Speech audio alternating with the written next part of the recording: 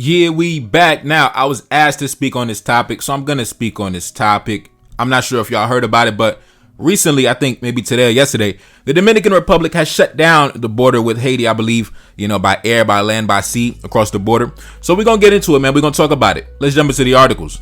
The Dominican Republic will close its entire border with neighboring Haiti later this week as a conflict over the construction of a canal from a shared river worsens. Now, long story short regarding the canal, I'm not going to spend too much time talking about that, but long story short, there's multiple rivers that run along the island of Hispaniola on both sides, on both countries, right? So there's a river I believe it's called the Massacre River or the Darbonne River, and it runs along the border of the Dominican Republic and Haiti. So Haitian farmers, I believe, in the north side of the country have taken it upon themselves to begin establishing a canal to establish an irrigation system for agriculture. And I believe the officials in the Dominican Republic have responded back and said that violates a treaty that was established back in 1929 that says such action cannot be taken. But then Haitians have responded back and said, well, Dominicans have established multiple projects along the rivers, established multiple canals, etc., etc. So we just want to establish a canal for ourselves as well. So here we are today. Diplomatic tension, diplomatic warfare. And in this video, I'm not going to spend too much time talking about the canal. I'm more so going to discuss the geopolitical dynamics of the situation. But anyway, let's get back into the articles. President Luis Abinader announced the Dominican Republic will shut down all of its land, air, and sea borders with Haiti starting Friday morning, I believe that's today, amid a festering dispute over Haiti's plans to construct a canal off a river that separates the two countries. Dominican officials argue that the planned canal would violate a 1929 treaty that governs the fair use of the waterways along the shared border. They alleged this week that the canal's construction has been promoted by business executives and politicians who do not have the backing of the Haitian government.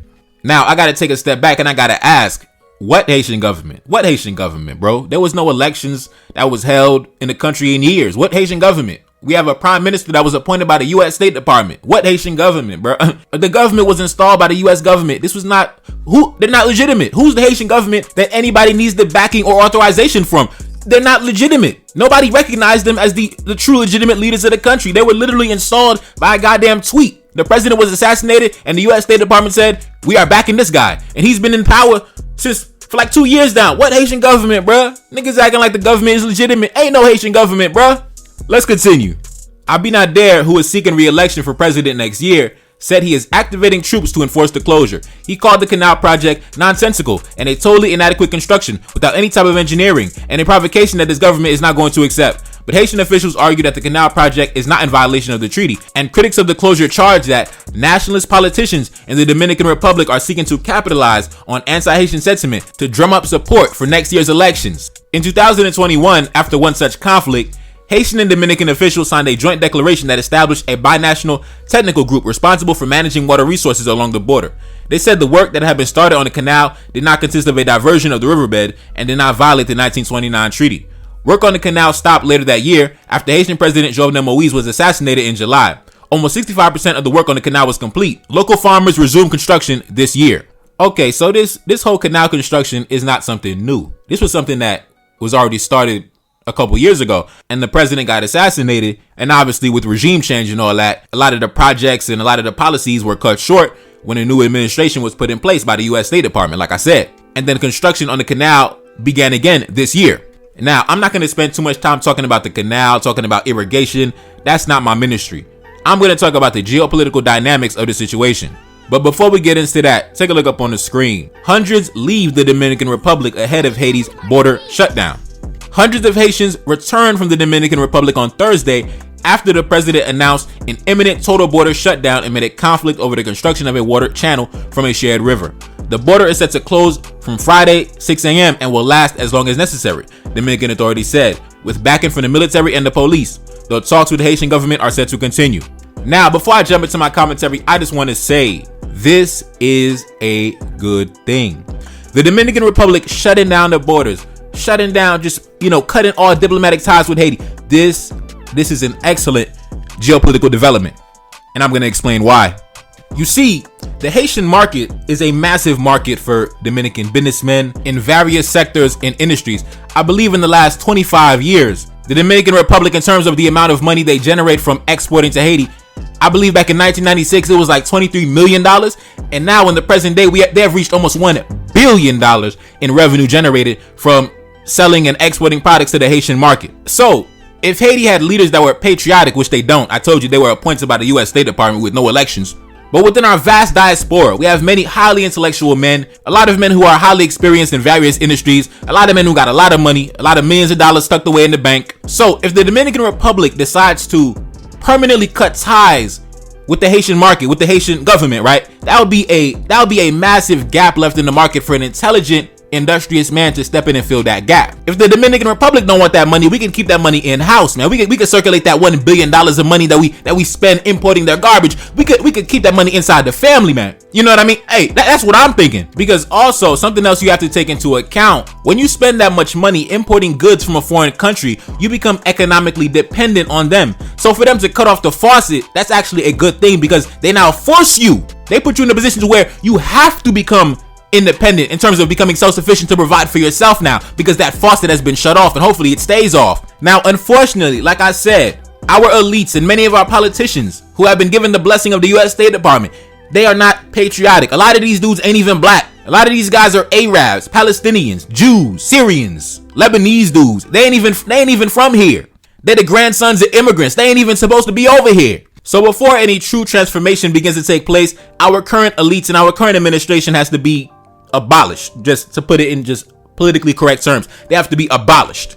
And back in 1911, I think it was, we had an honorable black man at the head of the country. His name was Sanctionatus Lecomte. I believe he was the great grandson of Dessalines, a true nationalist, and I believe that he saw the future, because when the grandfathers of the current elites that are currently in power right now are these Arabs and these Syrians and these Lebanese and these Jews, he saw the writing on the wall, and he put certain policies in place to protect the interests of the homegrown local Haitian community against these random immigrants that was washing up on our shores with nothing but a damn backpack on their back. And unfortunately for our good brother, he was assassinated. And now, over 100 years later, their grandchildren have destroyed the country and also have taken the economy hostage with the backing of the U.S. government. And if I'm not mistaken, Luis Abinader himself, the Dominican president, he is not a homegrown original 1844 Dominican. He is also one of them Syrian Lebanese from overseas, the son of immigrants that came to the country, that came to the island with nothing but a goddamn backpack on their back and rose to the highest ranks of power. I believe, yes, he's also one of them Syrian Dominicans, them Syrian Lebanese from overseas in the Middle East. They're not even from the island of Hispaniola. So now you see the connection between some of the Haitian elites and the Dominican elites. They share a common origin. They're not from here. They're from the Middle East. That's why you see certain Haitian elites. They have certain economic interests in the Dominican Republic. They got factories. They got commercial enterprises. They got business operations on both sides of the border. And then you sit back and you realize, man, these ain't even black men. These are a bunch of Syrians, Lebanese dudes, Arab dudes, Jewish men. They ain't even from here. So that's why I said, before anything takes place, the current class of elites and the current class of politicians has to be overturned and replaced with a young, fresh, patriotic group of men. Young men, black men. But let's say I was the president of Haiti, right? Let's say, I came to power in a coup d'etat. You know what I'm saying? I overthrew the whole shit, right? Let's say, for example, that was a scenario. So boom, let's say today, September 15th on Friday, I walk into the goddamn presidential palace and I take shit over, right? My first order of business is we need to decrease economic dependency. We need to conduct a thorough analysis on all the goods and products that we are importing from the Dominican Republic. Food items, fruits, vegetables, dairy, poultry, construction materials, manufactured goods, whatever it is. And then after that, I would draft a detailed plan outlining how, instead of importing all these things, we can now produce them domestically. 2 centuries ago, when King Henry Christophe was in power, and the only nations that were willing to do trade with us was the British and maybe some American captains under the table, we were self-sufficient. We had no choice but to be self-sufficient. And not only were we self-sufficient, we had a surplus that we were able to sell on the international markets. And if you watch that video I put out last month, I believe it's called What Happened After the Haitian Revolution, we had a surplus. We had a surplus in terms of our finances. We had money left over to spend that went into monuments, theaters, academies, a printing press, a network of schools and universities with thousands of children in attendance for free. Scientists, surgeons, artists, pharmaceutical chemists, all on salary, paid for by the government. Because during that time, it was do or die. The majority of the world was not trying to do business with us. So we had no choice but to do for self. feed ourselves, and in turn, we were able to do business on the international markets. How else do you think Christophe built the Citadel? Christophe built the palace. Christophe had like a bunch of chateaus. Christophe built a network of schools and hospitals. He had money. The money was being generated because we were self-sufficient. We were not economically dependent, especially not on the goddamn Dominican Republic, especially not during that time. It was a fucking backwater during that fucking time. I mean, no offense to my Dominican brothers, but y'all know in the early 1800s, during the Kingdom of Haiti, the Dominican Republic was a fucking backwater. And you can see by the stat that I mentioned earlier, going back to the mid-90s, up until the present day, you notice a correlation. Back in 1995, 1996, Haiti only spent around $23 million importing goods from the Dominican Republic. Fast forward to today, that figure has rose to $1 billion. So as Haiti begins to sink further and further into the abyss, the Dominican Republic gets richer and richer. It gets fatter and fatter. So I noticed the correlation. So this development is actually a good thing because I need my people's back to be placed against the wall. I need you to have no other option. I need there to not be any escape route, any escape hatch. I need you to have one option. That one option is do for self. Because if the border is closed, and hopefully it remains closed, this forces us to invest in agriculture. Now I told you, there's going to be members of the elites that don't want that to happen because they're also connected with the Dominican elites on both sides of the border. And they kind of have these secret arrangements to where the Dominican businessman will sell to the Haitian businessman, and then the Haitian businessman sells to the Haitian population and he takes his profit off the top. But then there's no domestic production taking place. It's just a bunch of people taking money off the top and getting rich off the Haitian people. And the same arrangement takes place with American businessmen. Because see, American companies will sell to the Haitian businessman, and then he sells to the Haitian population, and he takes his bread off the goddamn top. And then that businessman takes his profit, reinvests it, and lobbies it in the American government. Lobbies to protect his economic interests. And keep in mind, these alleged Haitian businessmen, they ain't even real 1804 boys. They ain't even, real black men that was on the battlefield. They from the Middle East. They from Israel. They from Palestine. They from Syria, Lebanon. They're not even from here. So that's why they have no patriotic sentiment towards the country. They don't have no attachment towards the country. They're here to get their money and go back to Miami. They're here to get the money and go to Santo Domingo. Because as soon as they get their profit, they go invest it right back into the American economy, right back into the Dominican economy. So by shutting off the border, both the Haitian businessman and the Dominican businessman takes a massive hit. And I don't give a damn because not one of these businessmen give a damn about the prosperity of Haiti. They're both trying to get rich off the Haitian market. They don't give a goddamn. So I want both the Haitian businessman and the Dominican businessman to suffer. So this border closure, like I said, is an excellent development. Now, going back to the hypothetical scenario to where I was a Haitian president that came to power in a coup d'etat. Now, after we done made a detailed list of all the items that we need to replace that we are no longer going to purchase from the Dominicans. Now, we need to create an environment for business, man. We need to incentivize local Haitian businessmen, especially those in the diaspora that got some money to invest as well. I'm going to provide low interest loans, grants, tax breaks. I'm going to encourage the establishment of agribusiness, food processing plants, manufacturing facilities to fill in the gap left by the Dominican border closure. Now, I know by taking these actions, the Haitian elites, the Arabs and the Palestinians and the dudes from Israel, they're going to want my head on a platter. And the U.S. State Department as well. They're going to want my head on a platter because I'm not going to want to spend money with American companies anymore. I'm not going to be spending money with the Dominican companies anymore. We are going to invest in local domestic production. We are going to provide an environment that is suitable for business. Now, you already know, once you are a nationalist type of president like that, you have to become a dictator because they're going to want your head on a platter. So I'm going to have to, I'm going to have to become somewhat of a dictator. I'm going to have to become an autocrat because if they want my head, I'm going to take their head off first. At the first sign of aggression, I'm throwing you in jail. If they try to bribe me, I'm throwing you in jail. There will be certain men and certain families that will be considered persona non grata. There will be certain men and certain families that will be stripped of their citizenship. There will be certain men that will be charged and tried for treason and given the death penalty. Absolutely. For their connections in promoting gang violence across the capital. Absolutely. Don't let me come to power in a coup d'etat because this is what's going to happen. Now, after I began laying the groundwork for investing into, domestic production, then I'm going to diversify our partnerships. We don't have to remain with our same two partnerships, the United States, the Dominican Republic. Bro, the world is larger than that, bro. The world is larger than Santo Domingo and Washington, D.C. There are many countries in Latin America that got love for us, that we got connections to, that we helped get their independence. Most notably, Simon Bolivar, the Venezuelans, the Colombians, the Ecuadorians, the Peruvians. That whole Grand Colombia alliance. It was Haitians that sent arms and ammunitions and military men over there to go help them gain their independence. We don't gotta fuck with the Dominicans and the Americans all the goddamn time. There are different countries in Latin America that got love for us. You could go to Colombia, Venezuela. You gonna find statues of the Haitian revolutionary leaders, man. I believe every single year, President Nicolas Maduro of Venezuela hops on social media and he shows love to Dessalines. Take a look up on the screen. So that's what I'm saying. We have countries in Latin America that got love for us. And besides that, we got a whole entire continent of damn near 1 billion people strong, a market we could tap into. So I'll never understand this constant never-ending attachment to Washington, D.C. and Santo Domingo. When you have multiple nations around the world that got love for you, that respect you, why do you choose to remain permanently attached to the hip to two nations who historically don't really fuck with you like that? For real? Like, I don't understand it, man. But anyways, back to my hypothetical situation if I took power in a coup d'etat.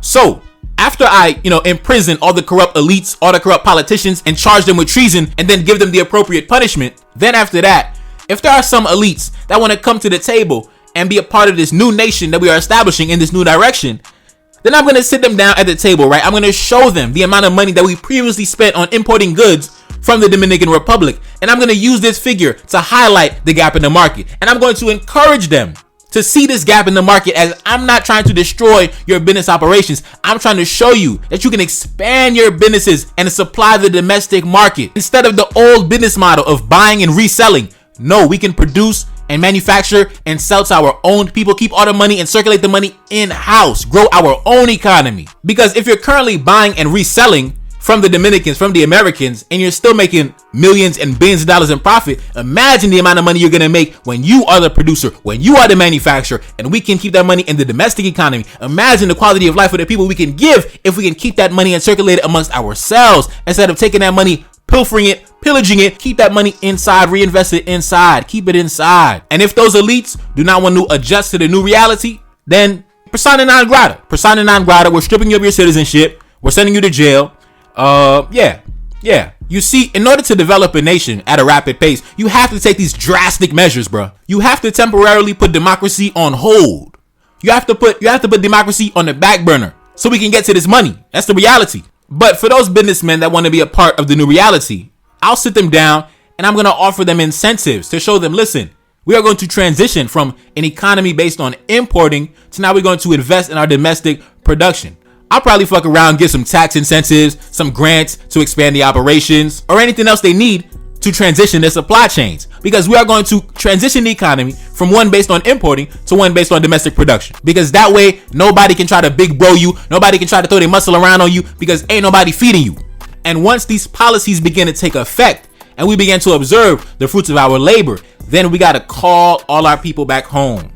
We gotta call our people back home. Our people living in the DR, come on home, man. If you are currently working on a plantation in the DR, on a sugar plantation, come on home, man. Come farm back home. Come farm back home. If you're working in construction in the DR, building apartments and building shit for the Dominicans, come back home. Build some shit for your people. Build back home, man. Come back home, man. Like I said, this development it's a good thing. This is a good thing. Because once the border remains closed, and hopefully it stays closed, the Dominicans have lost the Haitian market. And that's an amazing thing. Because no matter how much they try to beat on their goddamn chest, everybody knows the Dominicans rely heavily on Haiti as an export market for agriculture products, manufactured goods, construction materials. Man, the closure of the border is going to destroy these trade flows. And the loss of revenue is going to hurt the Dominican businessmen more than anything else. And I appreciate this action because it forces my people to have their back against the wall, to have no choice but to do for self. You have no choice but to do for self, but to handle your own shit. And I like that. I like that. And it leaves a gap in the market for intelligent businessmen to come fill in the gap in the market. And don't even get me started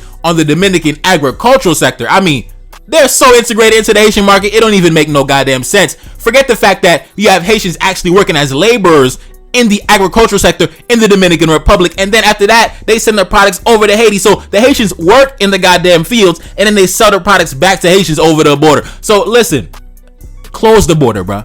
Close the border. Please close the border. Keep it closed, bro. Build a wall 7 million feet high. In fact, if I was the hypothetical president that took power in a coup d'etat, I would begin construction of a border. I would begin building a border. Fuck that. I would take the initiative and say, you know what? We gonna help you build the border, my brother. We are going to build a border on our side of the shit too. We gonna build a border even higher than your border. You building a border 20 feet high, we building our shit 40 feet. And another reason why I would begin to call my people back home, come back home, because the amount of money in terms of remittances that get sent back, because there's a lot of Haitians living in the Dominican Republic, going to school, paying tuition in the Dominican Republic. So those of us living in the diaspora, the United States, whatever, we send money to family living in the DR. So instead of that money going to Haiti and going to the Haitian economy, if you have family living in the Dominican Republic, they're going to take that money, spend that money in the Dominican economy. And the Dominicans get their money off the top through the money transfer. So now I believe recently there was a stat that came out that Haitians in the diaspora actually send more money to the DR, to their family living in the DR, than they do sending to Haitians living in Haiti. So that's why I'm saying we need to, man, come on home, man. Come on home. They're getting too fat off our labor, off our money, bro, and don't even fuck with us. Come on home, bro. You know what I'm saying? Come on home. I'm telling you, that's what I would do if I took power in a coup d'etat. And I would have a private army. So if anybody comes for me, bro, I'm sending you to heaven, bro. You goddamn right, I would have a private army. You cannot be a Haitian head of state if you don't got some type of private army, bro. Even Christophe had his goddamn palace guards, man. Listen, you gotta have a group of armed men having your back. You know what I'm saying? Especially if you're going against the State Department, you're going against the Western powers. You're gonna need a private army, man. But anyways, like I said, this is a hypothetical scenario.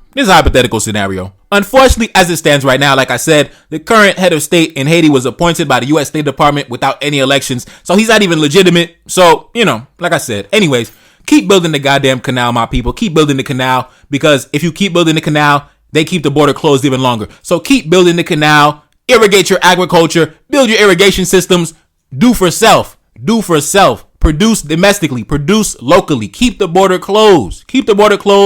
Let's keep it closed. Let's make sure they keep it closed. All right, keep it closed. Never open it again. Anyways, man, it's your boy Never Called Us a Lane back in the building. Yes, indeed. Cash App up on the screen, and I'm gone. Peace. Reincarnated, I'm back in original fashion. I left on a horse and came back in the ass, and I left with abundance and came back to famine. We used to be pyramids, now we be rapping. Look how the mighty have fallen. Used to be running, now we be walking. When you be cooning, that's when they applauded. Selling your soul, your sons and your daughter. Gotta come up in this shit, they stuck in the mix. Really, my heart it be breaking. That's why I'm stacking that paper and handle my business. Pass it down in generation. Talking about money and power and building a nation. That's a deadly combination. Never be watching the TV, they pushing agendas, falsifying information. No, they got malice intentions. Step in the room and I'm feeling the tension. Enemy watching, he blocking my vision. Get for the check cause I need my redemption. Building my kingdom, I need it protected. Ready for war like a young Money Congo. Never decided the team is the motto. Up in the crib and I'm whipping up waffles. Up in the crib and I'm smoking gelato. I'm chilling, I'm taking my pain and make it ambition. I'm blessed by the gods, but I ain't religious. I came for the power, they came for the bitch. They making no hourly wage, I got business. This is an art and they can never be taught. Selling my soul, I can never be bought. Play with my money, I see you ain't caught. Run to the check and I do it for sport. Babylon falling, I go to the source. Packing my luggage and go overseas. Shorty be with me and she so elite. Shorty be chocolate, I'm calling her Hershey. Secret intelligence probably gon' murk me. Don't fuck with brands cause nigga I'm Haitian. Say the wrong shit and you're smacking their faces.